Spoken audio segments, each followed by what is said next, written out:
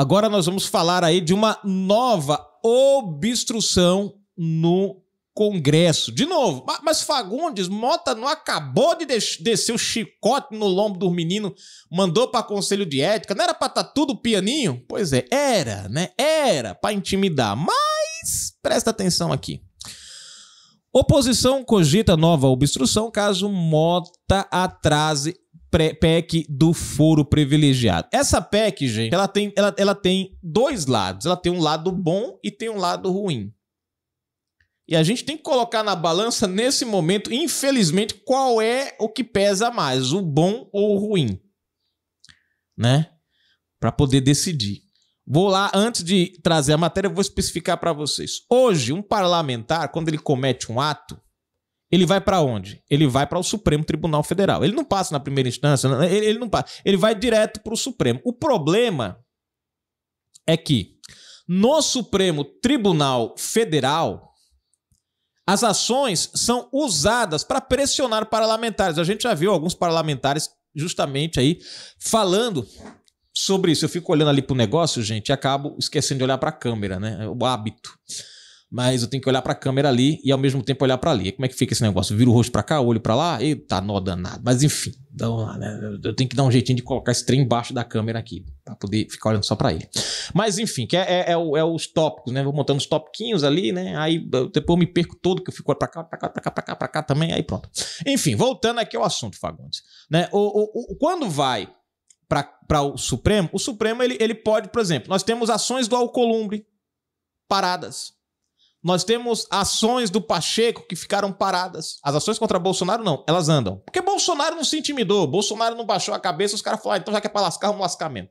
Mas você tem o Mota, daqui a pouco eu vou falar do Mota de novo. Então o que acontece? Essa ação no Supremo, o foro privilegiado, levando os inquéritos para o Supremo, faz com que o Supremo tenha um certo poder sobre... Ó, tá na gaveta aqui, filho. Ó, tá na minha gaveta aqui. Deixa eu ver aqui. Processo Mota, Motinha, dança da Motinha, as coisinhas... dança da Motinha. Pede a linha, né? Enfim. Aí vão lá e pá. Lembram o Mota que tem uns processos lá em cima. O Mota recua, volta. Vamos passar anistia, não. Isso não é do interesse do Brasil. Olha, o interesse do Brasil agora é a gente, nós regulamentar o Código de Trânsito. Pô, tá mais preocupado com o Código de Trânsito. Então fala do Código de Trânsito. Aí esquece e vai empurrando com a barriga. Esse é o problema. Esse é o lado bom de tirar o foro privilegiado. Por quê? Porque os processos dos parlamentares vão sair debaixo da guarda, do guarda-chuva do Supremo. Isso faz com que o Supremo perca o poder sobre os parlamentares. Acabou. Acabou. Tira o foro privilegiado, o que vai acontecer com as ações? Desce tudo para a primeira instância. Aí primeira instância, segunda instância, terceira instância, e aí depois é que vai para o Supremo depois de muito tempo.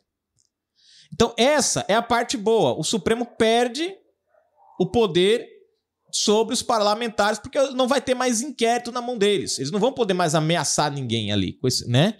Pelo menos é o que dizem alguns parlamentares que são ameaçados por ministros, recebem ligações em vésperas de votações, essas coisas, né? E aí são estimulados a mudar o voto. A parte ruim, gente, dessa questão é que os processos vão para a primeira instância.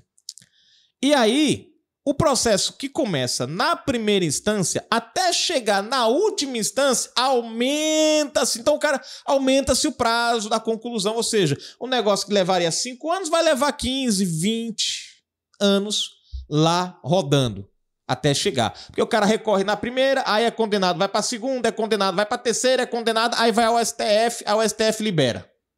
Né? Tem o Gilmar e o Toffoli lá para isso. Né? Então, assim... O lado bom é que sai da mão do Supremo. Acabou a influência.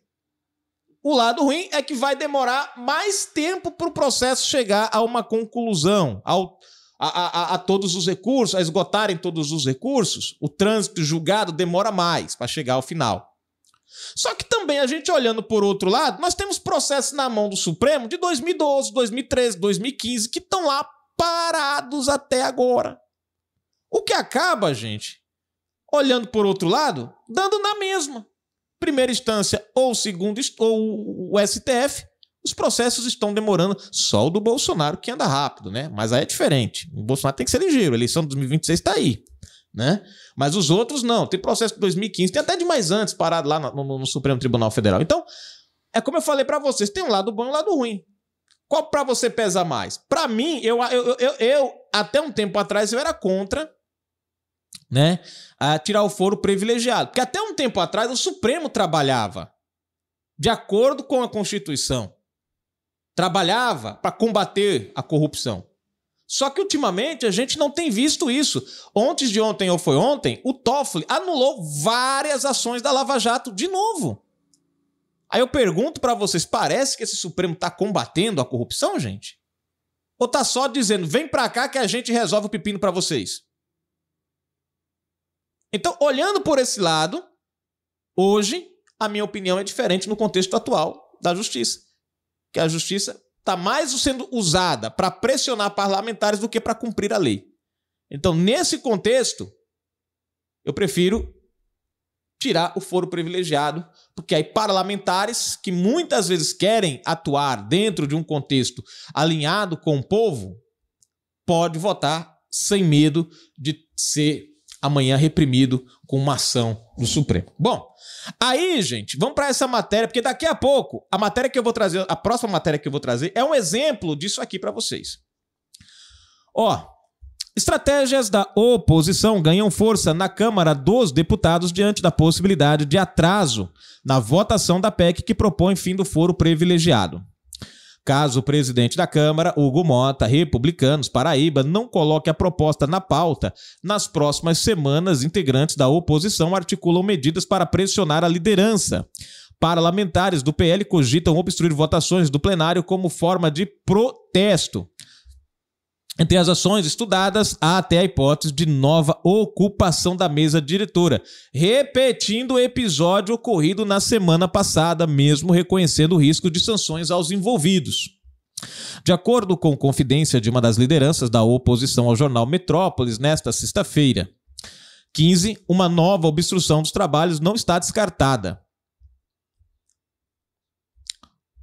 A expectativa inicial era de que a votação da PEC acontecesse ainda nesta semana. Bom, no entanto, depois de solicitações de partidos de centro e da esquerda, Hugo Mota optou por adiar a discussão. Hugo Mota está muito propenso a atender o governo e parte do centro. O pedido de adiamento foi formalizado durante a reunião de líderes na terça-feira 12. O deputado Antônio Brito, Bahia, líder do PSD, manifestou interesse em conhecer o texto atualizado antes de decidir sobre o apoio.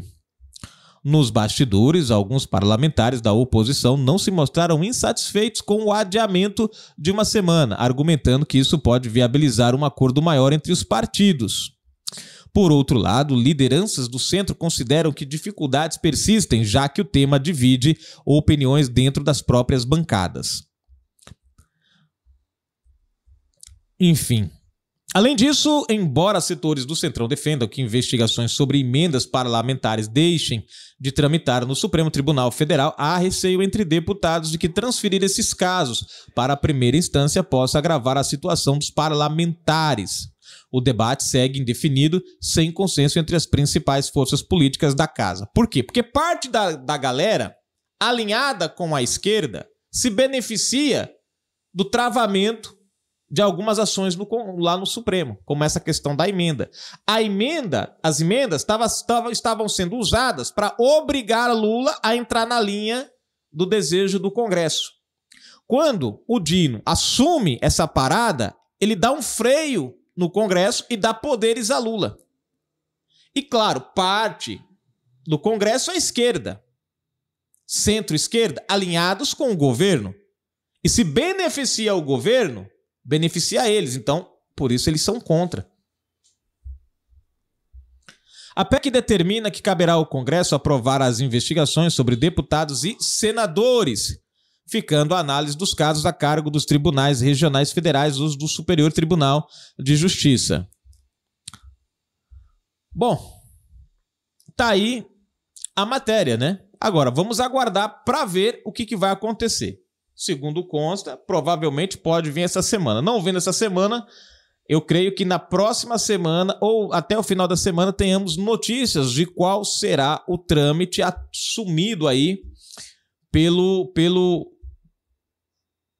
pelos parlamentares, né? Vão obstruir votações específicas ou vão obstruir a mesa diretora.